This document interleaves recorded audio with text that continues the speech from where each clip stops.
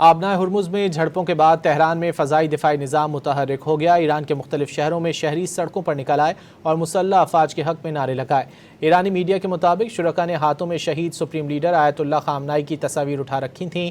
ایرانی میڈیا کے مطابق امریکہ نے خمیر سرک اور کشم جزیرے پر فضائی حملے کیے۔ ترجمان خاتم الانبیاء بریگیڈ نے کہا ہے کہ امریکی حملے خطے کے کچھ ممالک کے تعاون سے کیے گئے۔ ایران بغیر کسی ہچکچاہٹ جارحیت کا منہ توڑ جواب دے گا۔ آبنائے ہرمز میں جھڑپوں کے بعد تہران میں فضائی دفاعی نظام متحرک ہو گیا۔ ایران کے مختلف شہروں میں شہری سڑکوں پر نکل آئے اور مسلح افواج کے حق میں نعرے لگائے۔ ایرانی میڈیا کے مطابق شرکاء نے ہاتھوں میں شہید سپریم لیڈر آیت اللہ خامنائی کی تصاویر اٹھا رکھی تھیں۔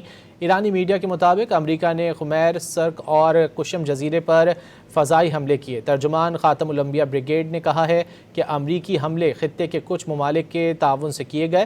ایران بغیر کسی ہچکچاہٹ جارحیت کا منہ توڑ جواب دے گا۔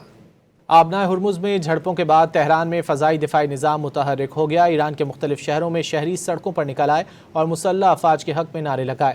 ایرانی میڈیا کے مطابق شرکاء نے ہاتھوں میں شہید سپریم لیڈر آیت اللہ خامنائی کی تصاویر اٹھا رکھی تھیں۔ ایرانی میڈیا کے مطابق امریکہ نے خمیر سرک اور کشم جزیرے پر فضائی حملے کیے۔ ترجمان خاتم الانبیاء بریگیڈ نے کہا ہے کہ امریکی حملے خطے کے کچھ ممالک کے تعاون سے کیے گئے۔ ایران بغیر کسی ہچکچاہٹ جارحیت کا منہ توڑ جواب دے گا۔